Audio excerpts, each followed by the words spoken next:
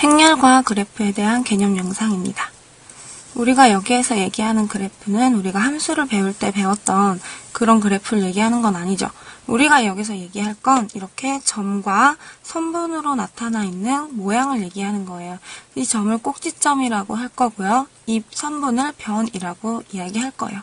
그런데 우리가 여기서 알아둘 것은 보통 그래프를 시작할 때 지도를 이용해서 많이 얘기를 했죠. 예를 들어 뭐 학교, 집, 도서관, 학원 이런 식으로 하고 각각에 있는 길이 있는 경우에 선분으로 표시를 해라 이런 식으로 많이 배웠을 거예요. 그래서 많은 학생들이 그래프는 지도를 나타내는 거구나 라고 생각을 하는데요. 그래프가 꼭 이렇게 지도를 나타내는 것만은 아니에요. 그래프는요, 어떤 자료 사이의 관계를 나타내는 데 쓰이는 자료예요. 아주 간단하게 예를 들어보면요. 이렇게 서로 다른 물고기가 4마리 있어요. 이 물고기는 서로 잡아먹는 관계가 있는 거예요. 예를 들어 1번과 2번을 한 어항에 넣으면 얘네 둘은 서로 잡아먹고요. 2번과 3번은 한 어항에 넣으면 잡아먹는 거예요. 1번과 3번도 그렇게 잡아먹어요. 이렇게 되면 이 그래프를 그려줄 수 있는 거예요. 1, 2, 3, 4를 꼭지점으로 두고요. 1, 2, 3, 4. 서로 잡아먹는 관계가 있는 것들을 연결해주면 되겠죠. 1번과 2번, 그리고 2번과 3번.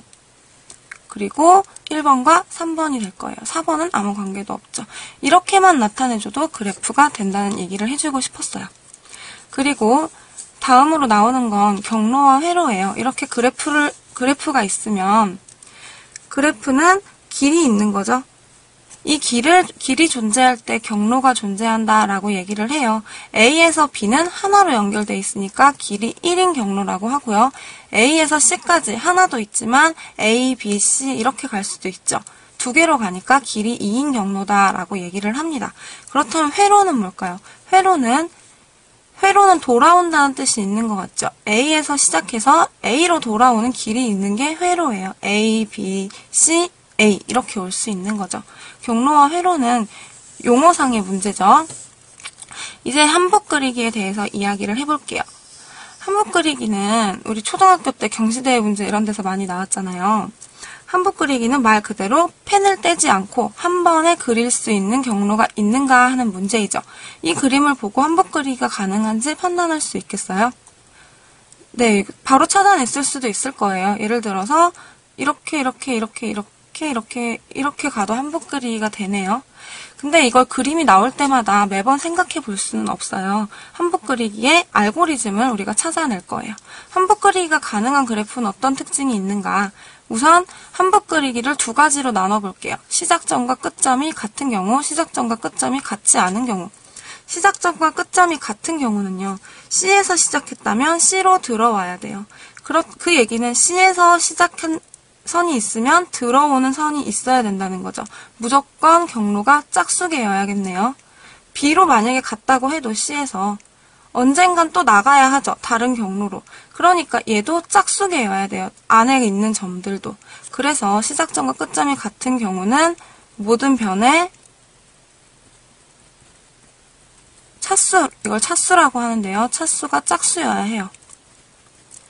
시작점과 끝점이 다른 경우는 조금 다르니까 2개를 나눴겠죠. 시작점과 끝점이 다른 경우, 예를 들어 아까 B에서 시작해서 F로 끝났죠. B로 시작하는 경우, 얘는 시작을 해요. 그런데 다른 데로 결국 들어갈 거예요, 마지막에는. 그러니까 여기 들어오는 게 없어도 돼요. 즉 시작점은 홀수여도 되겠네요. 끝점도 홀수여도 되겠죠. 그런데 나머지 점들은 들어오는 만큼 다른 곳으로 나가야 하니까 시작이나 끝이 아니니까 무조건 짝수여야 되죠. 그래서 시작점과 끝점이 다른 경우는 변의 차수가 아까 꼭지점의 차수라고 해야 되는데요. 제가 잘못 말했어요. 모든 꼭지점의 차수가